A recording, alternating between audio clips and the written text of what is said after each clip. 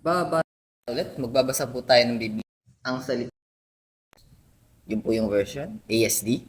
Luke chapter 5, verse 12 to 16. Yeah.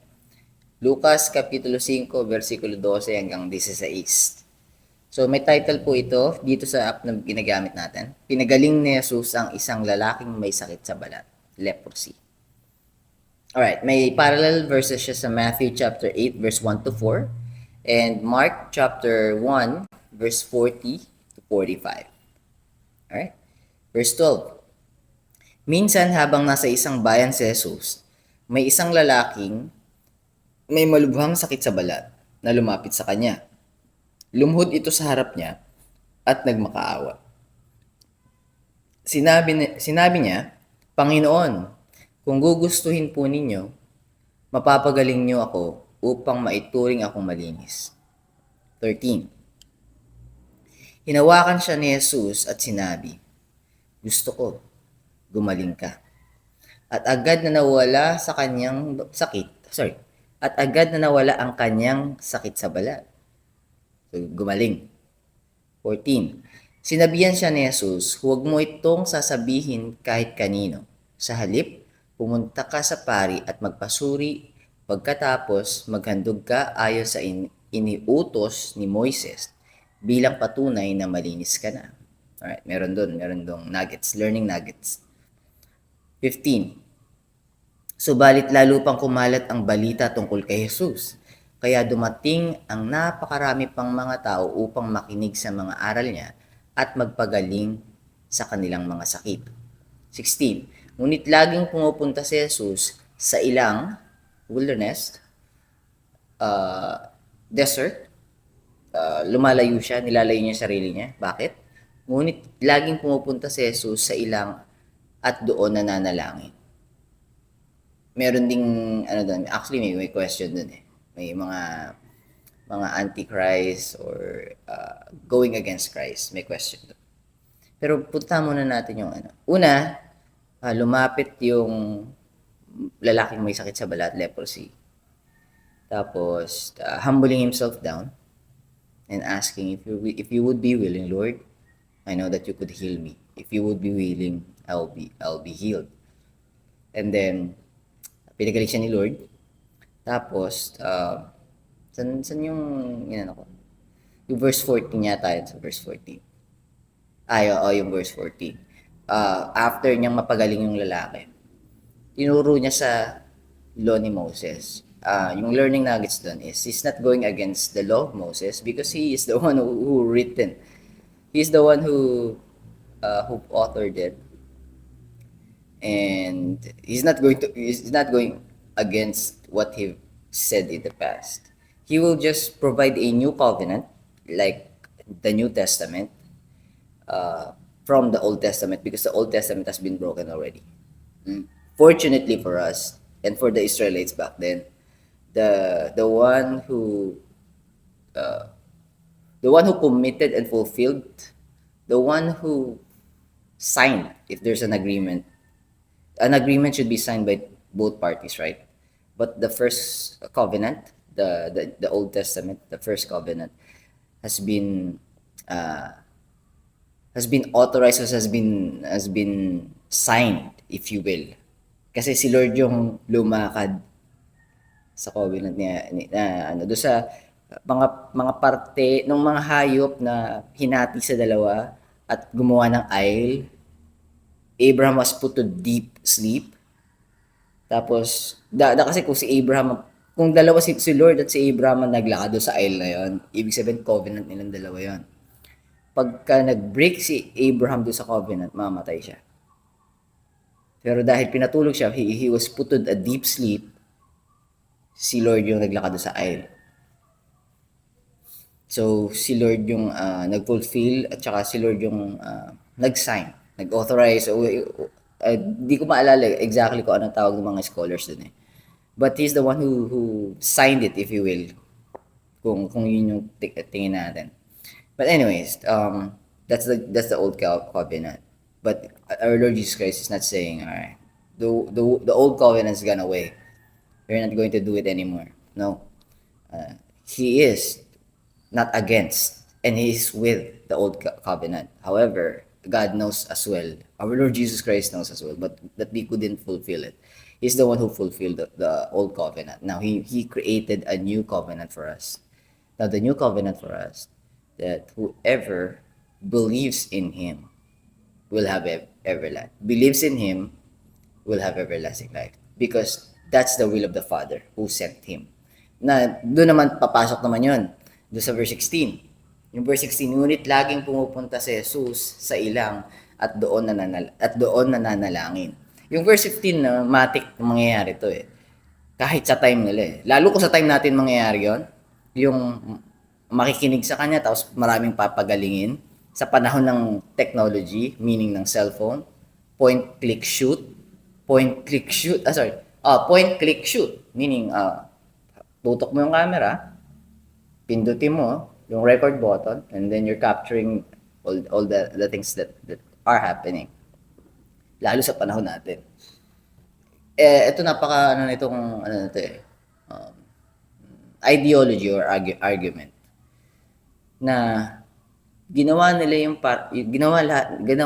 yung best ng makakain nila to record the things that happened back then with what they have.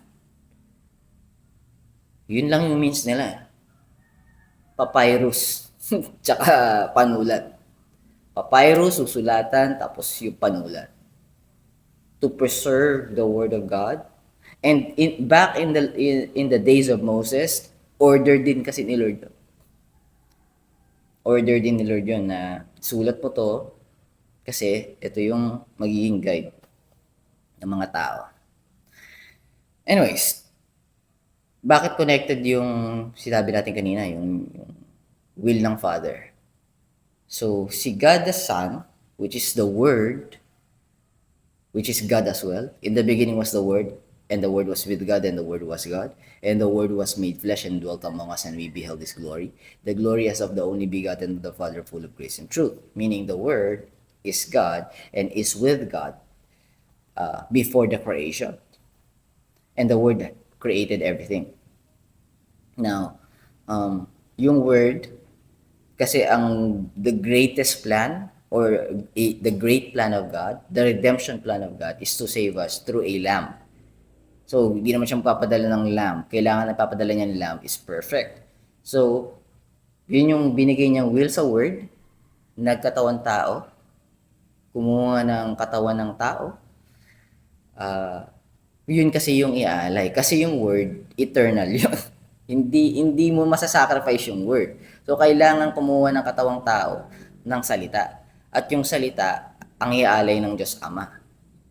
Siya ngayon yung the Lamb of God, perfect Lamb, spotless Lamb, unblemished Lamb.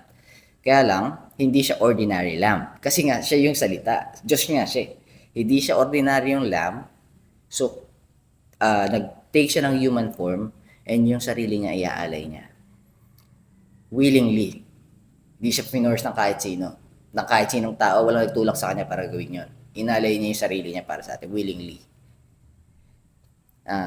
Like a sheep that ought to be slaughtered.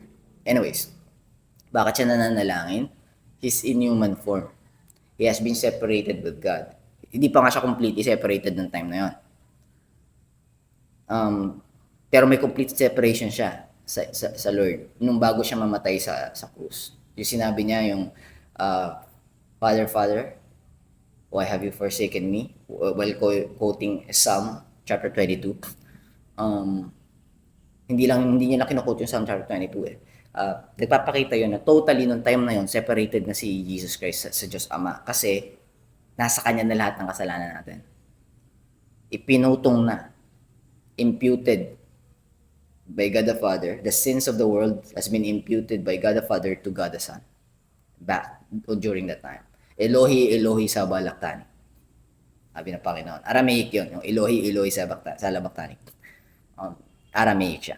Anyways, and then He gave up the Holy Ghost. Before He gave up the Holy Ghost, He said, Tetelestai. O ba tayo napunta doon? Kasi nasa human form siya. Ngayon, nananalangin siya sa Ama. So, hindi na maibig sabihin na hindi siya Diyos, nananalangin siya. By relationship ang Diyos Ama, ang Diyos Anak at ang Diyos Espiritu Santo. Ang may relationship, nag-uusap 'yon.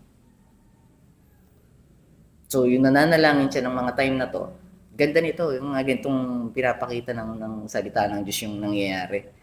Na kung totoo kasi pwede naman niya ilihim sa atin, pero binibigyan niya tayo ng idea. Galing ng Panginoon. So, nananalangin ng Panginoon, nakikipag-usap siya sa Diyos Ama. Ni-record pa nga niya yung human form niya, na sa sobrang bigat ng papasanin niya. Yung human form niya, baka may ibang way. Ama, baka may ibang way. But not my will, but your will be done. Galing. So, yun yung napahaba ko pa rin. Ang nakikita ko dito, ang tumatak sa akin yung verse 14. Yung verse 14, yung tinuro ng Panginoong Jesus, yung mga tao sa law of Moses. So, he's not demolishing the law of Moses. He just fulfilled the law of Moses. He fulfilled the law of Moses. Kasi baka sabihin nyo, dinidiminish ko yung pag-fulfill ng Lord sa, actually siya lang makakagawa nun. So, hindi natin pwedeng, hindi siya pwedeng maliitin yung feat na yon, yung feat ng Panginoon na yon, na He fulfilled the law of Moses, because no one in the entire human race has ever done that. Only the Lord Jesus Christ. And the only reason why He was able to do it is because He's God. He's holy, perfect, and righteous. And He's the one who created the law of Moses. So, anyways, yung verse 14 para sa akin, tinuturo niya sa law na na-create, the law of Moses, not to abolish the law of Moses, but He fulfilled the law of Moses, and He's pointing people to the law of Moses, because He's not going against the law of Moses, He's going against the tradition that has been added by the Pharisees, the scribes, the lawyers, the Sadducees, unto the law of Moses. And making the law of Moses, and they are making the law of Moses as the reason for salvation of someone, which is not. And God is the only one. God is the only reason for us to be saved, not ourselves. Alright, tapos yung verse 16 naman, nananalangin because God is in a relationship with Himself, because He can. He's not alone.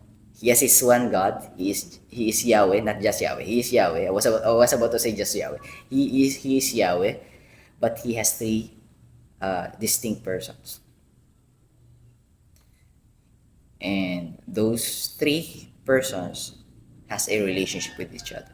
He doesn't need us. God doesn't need us. But because He loves us, He created us. He wants us to be with Him. Those who belongs with Him. Alright, so that's our Bible reading for today sa Tagalog. God bless you guys. Keep safe. Happy Sunday, by the way. I'll be seeing you tomorrow. Bye for now.